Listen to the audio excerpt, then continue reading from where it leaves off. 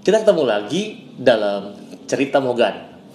Teman-teman terkasih, kali ini kita akan membahas tentang Hari Raya Tubuh dan Darah Kristus yang akan kita rayakan sebagai umat Katolik. Bagaimana kita merefleksikan dan bagaimana juga kita menemukan sebuah buah-buah rohani dalam kerangka Hari Raya Tubuh dan Darah Kristus. Teman-teman, ada sebuah istilah Ecclesia et Eucharistia, gereja dan ekaristi.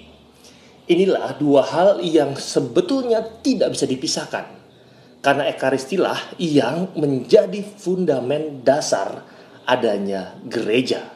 Dan di sanalah dihadirkan Yesus yang menjadi hosti, atau dalam bahasa Yunani adalah kurban yang siap menjadi atau mengalami 4 dimensi. 4 dimensi itu apa? Yang pertama adalah dipilih, yang kedua diberkati, yang ketiga dipecah, dan yang keempat adalah dibagi-bagi. Selain itu, hari ini, Hari Tubuh dan Darah Kristus, juga bersama dengan Hari Raya Tubuh Darah Kristus, banyak paroki yang mengadakan penerimaan komuni pertama buat umatnya. Mungkin juga di paroki Anda dan di paroki saya itu biasanya akan diadakan penerimaan tubuh dan darah Kristus untuk anak-anak atau orang dewasa yang belum menerima sakramen komuni. Komuni sendiri sebetulnya bisa menjadi sebuah persatuan yang mempunyai ciri dasar. Apa?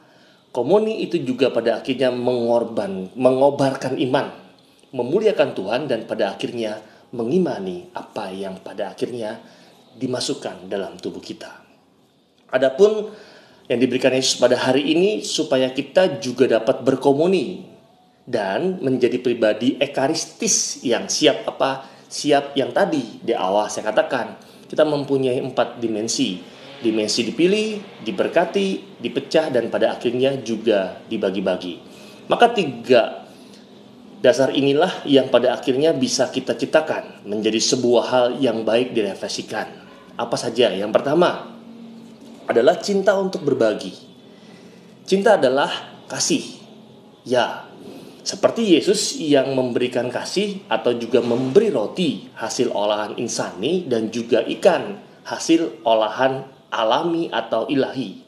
Dan kita juga harus mau berbagi kepada orang lain. Maka dalam Injil Lukas 9 ayat 13 dikatakan, kamu harus memberi mereka makan, bukan malah mengusirnya dan mencari makan masing-masing.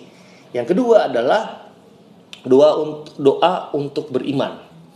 Ketika ada masalah logistik, kita lihat bahwa hanya tersisa 5 roti dan 2 ikan untuk apa? Untuk 5.000 orang.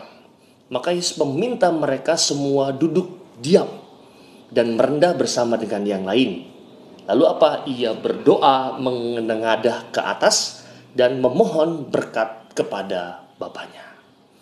Pastinya dengan doa, yang impossible menjadi am possible, yang kurang menjadi lebih, yang lemah dengan doa itu menjadi kuat. Maka 5 roti dan 2 ikan menjadi cukup buat 5.000 orang. Bahkan kita ingat sisa 12 bakul penuh. Yang ketiga adalah ekaristi untuk menjadikan kita pribadi yang bersyukur. Karena Kristus ada di hati, roti serta ikan itu dipecah dan dibagi buat semua orang. Dan bukankah itu tanda misteri ekaristi bahwa apa? Bahwa Tuhan hadir sebagai yang siap dipecah dan dibagi-bagi untuk kita.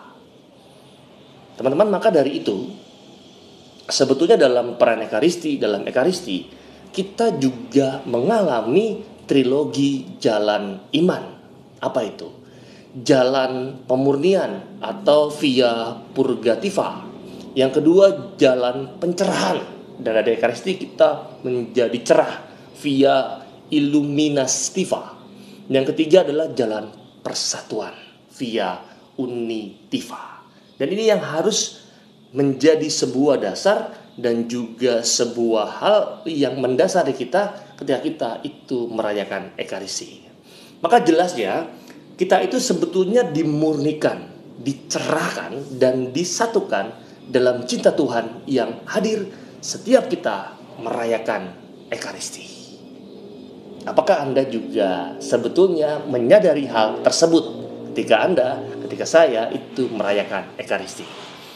Dan satu hal yang pasti, setiap saya mempersembahkan Ekaristi, maka sebetulnya rumusan-rumusan yang kita bisa bawa pulang adalah mari kita awali dari apa yang ada. Yang kedua adalah mari kita bagikan dengan penuh sukacita. Dan yang ketiga adalah cinta Tuhan yang akan menyempurnakannya. Karena bukankah kita sudah punya 5 roti? 5 roti dalam refleksi adalah 5 jari tangan, 5 jari kaki kita, 5 indera, dan yang lain-lain. Serta 2 ikan, 2 mata, 2 tangan, 2 kaki, dan 2 telinga. Semoga refleksi sederhana ini dalam menyambut Hari Raya dan Tubuh dan Darah Kristus itu membuat Anda lebih bersemangat dan menemukan buah-buah rohani yang tepat untuk Anda, untuk keluarga Anda, dan juga untuk semua orang yang Anda cintai. Semoga bermanfaat. Kita ketemu lagi dalam cerita Mogan yang berikutnya yang tidak kalah menarik.